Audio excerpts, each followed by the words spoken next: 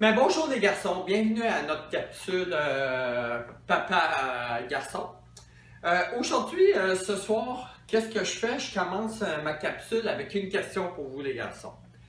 Qu'est-ce qui pousse une personne, admettons, à quitter, à laisser tomber un travail qu'il aime? Qu'est-ce qui peut pousser une personne volontairement à quitter un chum, une blonde, sa famille ou ses passions? Qu'est-ce que la personne aime? Qu'est-ce qui peut pousser une personne à se retirer de ça volontairement? Tic-tac, tic-tac, tic-tac. OK, je vais vous le dire. On a découvert, mettons, qu'un humain, il y a un mécanisme. Un mécanisme qui le pousse à prendre la distance avec les autres, avec ses parents, avec chum blonde, comme je disais, ou mettons, ses passions. On a un mécanisme qui nous pousse à faire ça.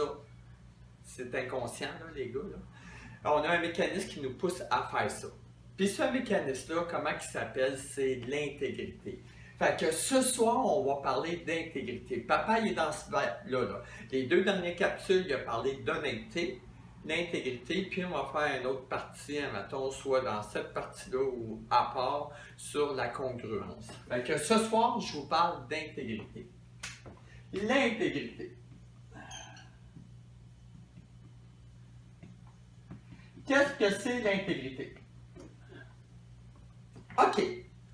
L'intégrité, ça vient du mot latin integra, qui veut dire, mettons, un entier, un complet, ça veut dire un tout. L'intégrité, c'est des codes de conduite qu'on a établis entre nous, en société, entre papa, maman, entre chum, blonde. C'est des codes moraux qu'on a établis entre nous deux qui dit qu'est-ce qui est bien, qu'est-ce qui est mal. Puis, admettons, si on franchit, admettons, on ne respecte pas ces codes moraux-là, mais l'être humain, à la base, il est bon.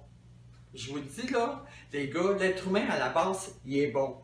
Je connais pas personne, admettons, qui se lève un matin qui dit « Ah ah ah ah, comment aujourd'hui je peux faire chier papa? Ah ah ah ah, comment aujourd'hui je peux écœurer ma blonde? Comment je peux écœurer mon patron? Comment je peux écœurer... » Il n'y a personne qui se lève le matin avec ça. Mais vous allez me dire, mettons, que oui, ça se peut parce que ça prend toutes sortes de monde pour faire un monde. Mais les personnes qui se lèvent le matin, qui veulent faire du mal à quelqu'un intentionnellement, la plupart, ils ont des problèmes mentaux. D'après moi, c'est mon opinion. Ils ont des problèmes mentaux. Ben, l'être humain, à la base, il est bon. Il ne veut pas faire de mal à personne. Que ce soit n'importe qui. Fait que le problème survient, admettons, qu'on s'exclut nous autres mêmes, admettons, d'une situation. Dans le fond, c'est quand on a transgressé un code moral entre moi, mon patron, moi, ma blonde, mon chum, mon chien, mon chat, l'éléphant. C'est quand on a transgressé, admettons, une règle de bien ou de mal qui fait que je vais me retirer moi-même. Puis ça peut être des affaires, mettons, aussi nono, mettons, carrément de tard au travail, endommager de l'équipement au travail. Ça peut être aussi des menteries qu'on a dit à notre chum, à notre blonde, notre parent, ainsi de suite. C'est que, à la base, dans le fond, comme je disais, l'être humain, il est bon. Mais il est tellement bon, l'être humain, pour pas continuer à faire de la peine à l'autre ou à transgresser ces codes moraux-là qu'on a établis ensemble. Il n'est pas capable de dealer avec. Qu'est-ce qu'il fait? Il va se retirer lui-même. On a comme une police intérieure, mettons, qui dit ça c'est bien, ça c'est mal, puis on a honte. On n'est pas content d'avoir fait ça, on filme mal, puis on ne veut pas dealer avec. Fait que qu'est-ce qu'on fait? On s'exclut de cette situation-là. Fait que notre mécanisme d'intégrité, c'est ça qu'il fait dans notre vie. Tu sais, je parlais de la capsule d'honnêteté avant, mes deux capsules d'honnêteté. Qu'est-ce qui faisait, mettons, que je comptais des menteries? Les menteries, je ne voulais pas dealer avec ça. j'étais tanné de faire du mal inconsciemment, mettons, à ces personnes-là. Je m'excluais moi-même, je connaissais à mon cœur. Fait qu'en gros, c'est ça qu'il faut retenir de l'intégrité. C'est un mécanisme qui est inclus en nous. Que si on ne respecte pas quelque chose, on s'exclut nous-mêmes. Puis c'est toutes des choses qu'on aime. J'ai vu du monde, admettons, arriver puis avoir une super de belle passion, admettons, mais de quitter leur rêve, de quitter leur passion, de quitter un chum, une blonde qui aimait énormément, juste parce qu'ils n'ont pas fait preuve d'intégrité. Ils ont transgressé ces règles moraux-là entre les deux parties. Je donne un exemple. Quel exemple que je peux vous donner? Ok, je donne un exemple. Quelqu'un qui prend de la drogue. Ok, il a commencé à consommer, puis plus que ça va, plus qu'il consomme plus qu'il va avoir besoin d'argent. Mais là, à un moment donné, il va manquer d'argent. Ok? Mais, admettons, il est en manque de drogue, c'est très fort en dedans de lui, mais il va commencer, admettons, à voler ses amis, à voler sa famille, son père, sa mère, ainsi de suite. Mais il sait intérieurement qu'il fait du mal. Fait que qu'est-ce qu'il va faire? Il va se retirer. Il va se retirer de lui-même, puis il va aller triper, puis quand il va être en manque, il va revenir juste pour voler de l'argent. Fait que ça en est un bon exemple. Il sait qu'il fait de quoi de pas correct au lieu de dealer avec puis de dire j'ai un problème de drogue maman, j'ai un problème de drogue à sa femme, à son chum. Il va se retirer lui-même. Fait que c'est ça, ces codes moraux-là. Si on les transgresse, c'est pas important si on a fait exprès ou pas.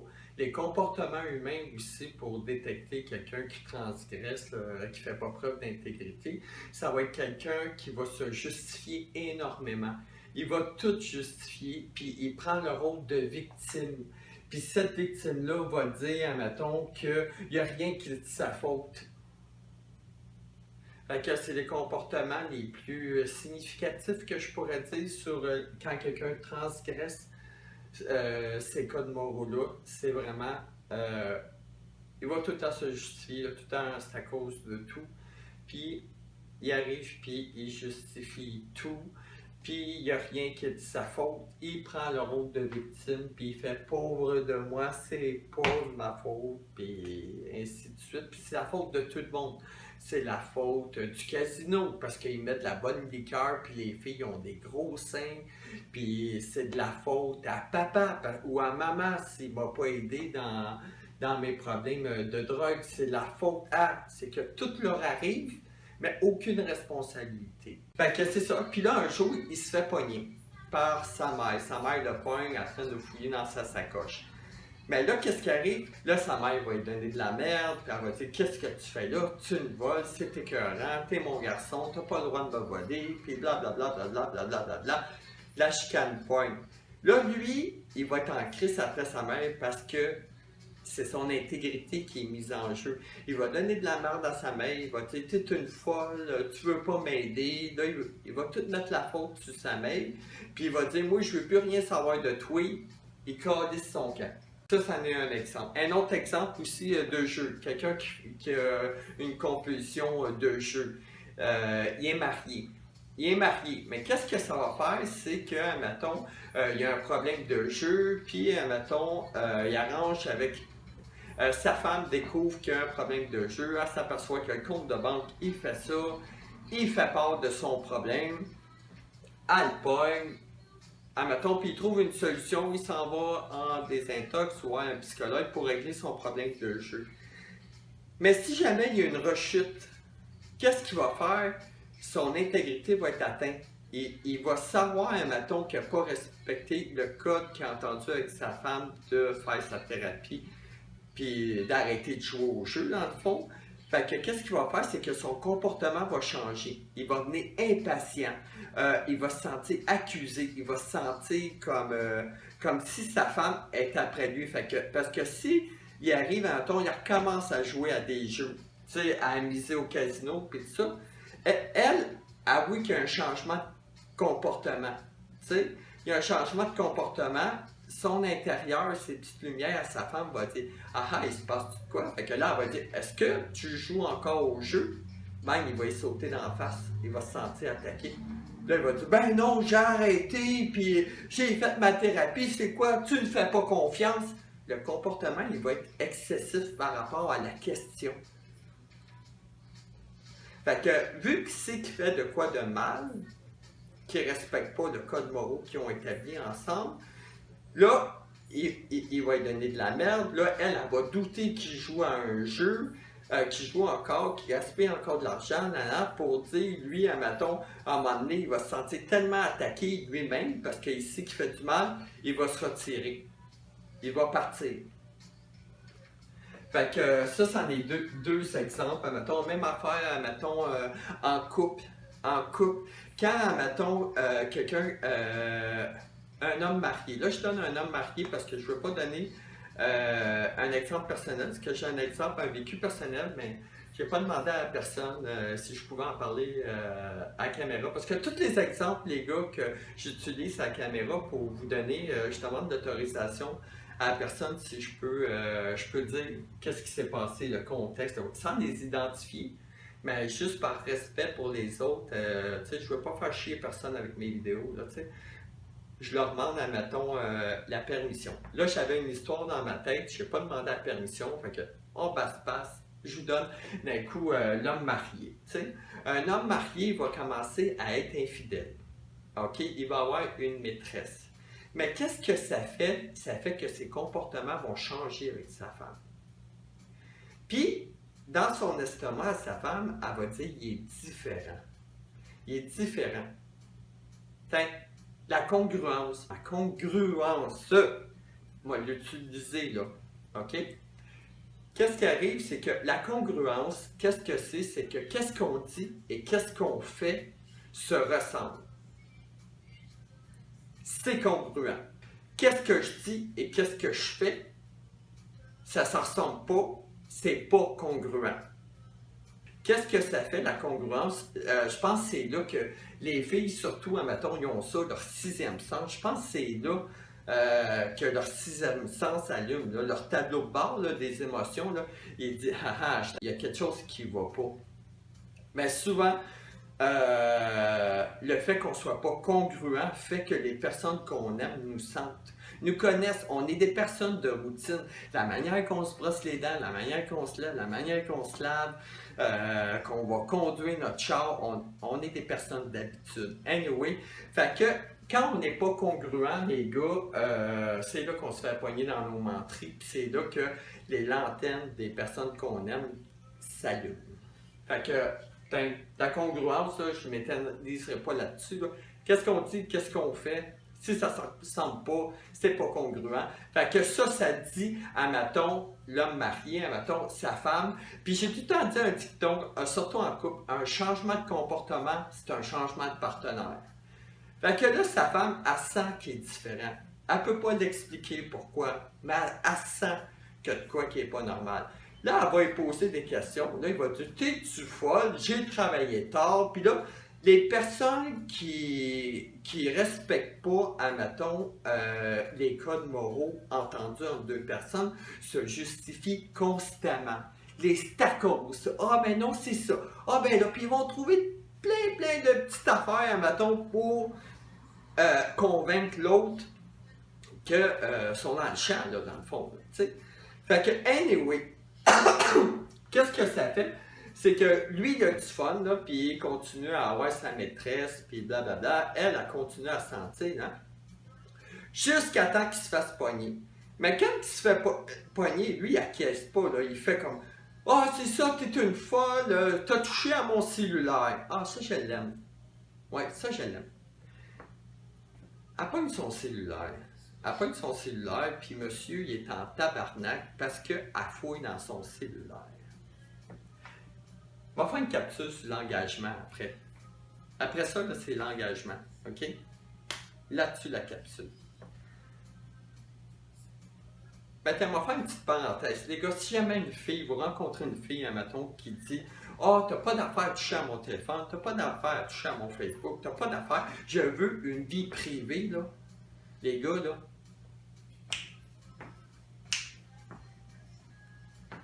Bye bye. Débarrassez-vous de ce genre de personnes qui veulent une vie privée, qui veulent pas qu'on touche à leur téléphone ou on veut pas qu'on touche à leur Facebook. Papa, là, quand il s'engage avec une femme, là, je vous jure, là, mon téléphone a assez le code de mon Facebook. Puis si je fais une tabarnak de conneries, mais c'est simple, ça va me donner une tabarnak de belle occasion de m'assumer. Fait que... en tout cas, anyway, là, je viens de m'écarter carrément. Là, ça me parle énormément. Pas de petites cachotteries. Si je vais avoir une vie privée, là, comme le monde dit, là, je reste seul, tabarnak. C'est clair, là, je fais pas chier personne avec mon téléphone. Puis je fais pas chier personne avec mon esti de Facebook. Ils ont accès à tout. Fait que, anyway. Oh, mon Dieu, ça a été une cherchée profonde, ça. Anyway, je continue mon histoire. A touché à son téléphone, lui il a traite de folle, t'as touché à mon téléphone, t'as pas le droit de toucher à ma vie privée, blablabla, parce qu'il vient de se faire pogner, là, il est pas content, là, tu sais. Fait que, il va tout blâmer, se justifier, les pourquoi, des comment, le chien, le chat, et il va quitter. Mais ça, c'est parce qu'il n'a pas fait preuve d'intégrité. Fait que, un autre exemple, même affaire pour la famille. La famille, j'en ai parlé tantôt de mon premier exemple. Si vous ne faites pas preuve d'intégrité avec votre famille, vous commencez à compter des menteries à votre famille ou vous transgressez un code qui est entendu entre vous et papa, entre vous et maman, vous allez vous exclure parce que vous allez avoir peur de vous faire pogner. Puis comme je disais, à la base, l'être humain, il est bon.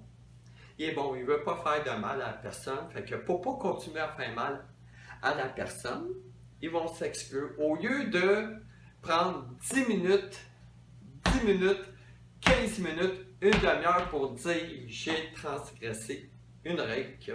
Ben, ça ne se dit pas de moi, là, je me vois même pas moi arriver à quelqu'un. J'ai transgressé une règle entre nous deux qui était importante pour toi. Ben, on ne veut pas faire ça, mais je trouve que de perdre nos passions, de perdre un travail qu'on aime, de perdre une femme qu'on aime ou un homme qu'on aime parce qu'on n'a pas juste su dire j'ai un problème. Juste pour ça. Juste pas prendre 2 secondes. Le gars qui a fait une rechute. Imaginez combien de fois qu'il va payer cette rechute-là. Il paye la rechute premièrement parce qu'il se sent coupable de rechuter. Il n'est pas content, là. Ça est cause de quoi de faire une rechute? En plus, il va se pogner avec sa femme. Il paye encore la note. En plus, il va perdre sa femme. Puis s'il y a des enfants, il va perdre sa femme, ses enfants pour le jeu. Puis il peut perdre sa maison pour le jeu. Juste ça. Tout ça, juste parce que quand il a fait une rechute, il n'a pas su arriver puis cogner à la porte de sa femme. Puis peu importe qu'elle soit en calice ou pas, là. Anyway. Cogner à la porte de sa femme pour juste dire écoute là, je sais, j'ai fait une thérapie, mais j'ai une rechute. C'est dur, c'est difficile pour moi, ça vient me chercher en dedans. Ok, on va trouver une solution, on retourne en thérapie. Vous voyez, moi j'aime mieux avoir de l'air cave, avoir de l'air con pendant 20 minutes que de perdre une personne que j'aime. J'aime mieux avoir 3 jours de problème que de regretter d'avoir quitté une personne que j'aime. Ça, c'est papa. Fait que c'est ça. Pour, mettons, un autre exemple de l'homme marié, mettons, qui a une maîtresse, mettons, puis qui quitte pas sa femme, il va payer cher la note parce que pour du sexe, il peut perdre encore une fois maison, c'est ça. Je sais pas, me semble que c'est cher payé. Je sais pas si c'est moi qui est cave, là. Mais me semble que c'est cher payer la note. Moi, j'essaie de m'améliorer dans ma vie, d'être un meilleur homme, d'apprendre des autres pour le moins possible payer cher mes erreurs. Parce que l'humain, là, il fait des erreurs. Tout le temps, qu'il en ait 5 ans, qu'il en ait 25 ans, qu'il en ait 45 ans, qu'il en ait 65 ans, on est de même, on va faire des erreurs. Mais combien qu'on va payer l'erreur? Combien qu'elle coûte cette erreur-là, les gars?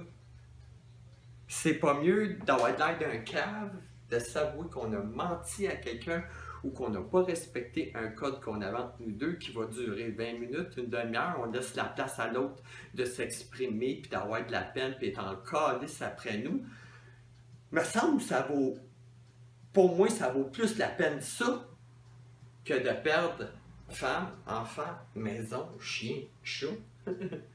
Anyway, c'est spécial.